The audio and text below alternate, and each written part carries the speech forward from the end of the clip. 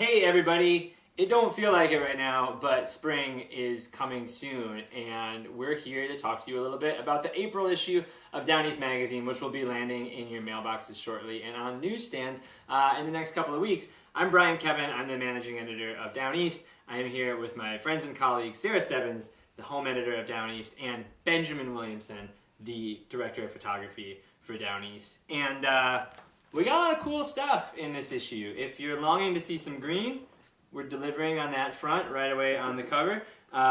We've got a couple of features that we're pretty excited about. If you've ever, this time of year, started looking forward to fiddleheads, if you've ever passed the folks on the side of the road selling fiddleheads, or you've enjoyed them at one of your favorite restaurants, and you don't really know the backstory of how the fiddleheads go from the field onto your plate, we have some insight for you. We have a great writer named Michael Burke who followed kind of prolific fiddlehead forager out into the field and came back with a pretty lovely first-person account of how that whole scene works. There's a great piece in here that takes a look at the subculture of cruisers in Maine, folks who have visited Maine for maybe summers upon summers upon summers, but have never been more than 5 miles inland, who know the state one harbor at a time.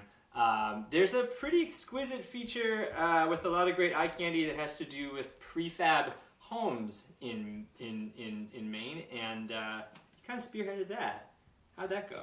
I think it went great. I'm super excited about this story. It's something I've wanted to do for a while. And maybe you have a preconceived notion of what a prefab house looks like. There's 3 awesome companies in Maine that are building prefab houses, and one in New Hampshire that builds a lot here, and we're showcasing their work.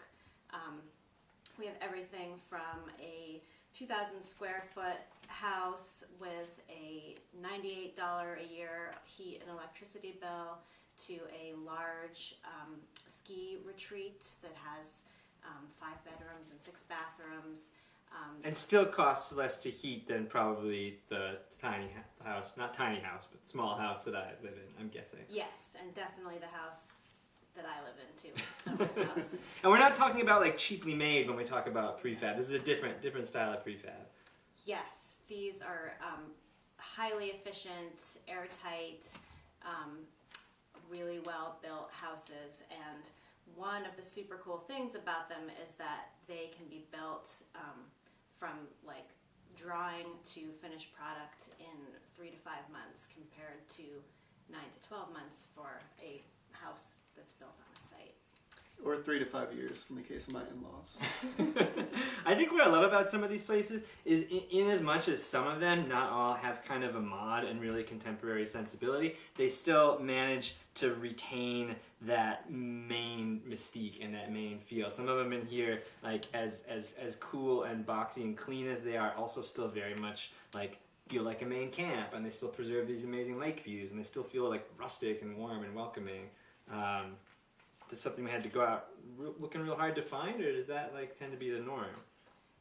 Well, what I discovered in researching this is that you can, build a prefab house in any style that you want. We have a colonial house in here that that fits into the neighborhood that it is in, which is a neighborhood of old Victorians.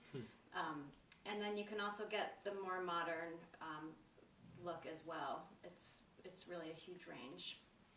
Man, we have this new section. If you took a look at last month in March after our redesign, up in the front of the magazine called Maine Moment, where we are just like getting our National Geographic on and having some of the high impact, really stellar Maine photography that I think this magazine is known for. Benjamin Williamson, how are you doing finding images for the Maine Moment? You've got a couple of real stunners in here. I think it's an exciting challenge, looking for images for Maine Moments, because it is really a photography showcase, and if any of y'all know me, I really have my nose to the grindstone in the community, do a lot of networking efforts, and so it's a chance to showcase people I'm acquainted with, but also to discover new photographers.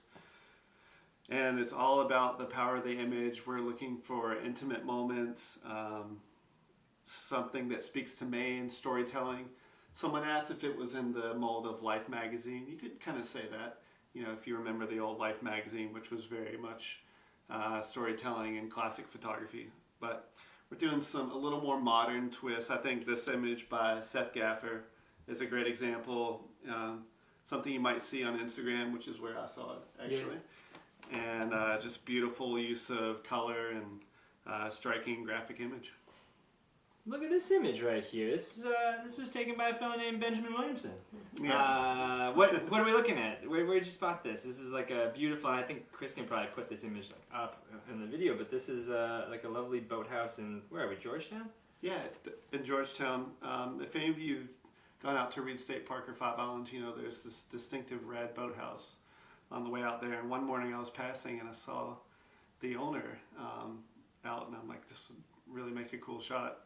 Because it looks like you can just kind of roll out of bed and walk downstairs and get out into your boat. He had 3 boats there that looked like they were finished. And the cool part of the story is I actually found out later after I posted the photo that he's a well-known local boat builder. He does boat building programs with local schools. His name is Will. And it was a cool chance to kind of show that photo, which I think is a great Maine moment. If folks out there in internet land want to submit their own shots for the Maine moment, can they do that? Yeah, please do. Email you? Email me, bwilliamson@downeast.com. I'm sure we can post a link in the description. Totally. Would love to see submissions. What else people can submit is cool, antique sort of items for this recurring section in Maine Homes. Yes, we have a new section in Maine Homes called Maine Antiques Roadshow that was inspired by the fact that the PBS show Antiques Roadshow, has never been to Maine.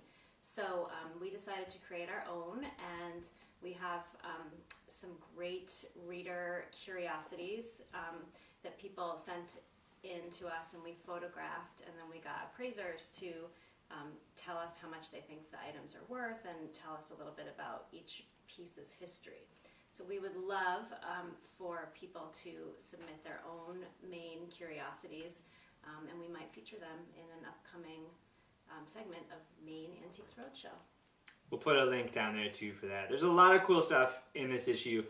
Conversation with physicist and novelist Alan Lightman, a little piece about all of the wild yeast brewed beers being made across Maine. I love the back page of this issue, which is a conversation with a 2 Michelin starred chef whose favorite place in Maine is a humble little mini mart in South China.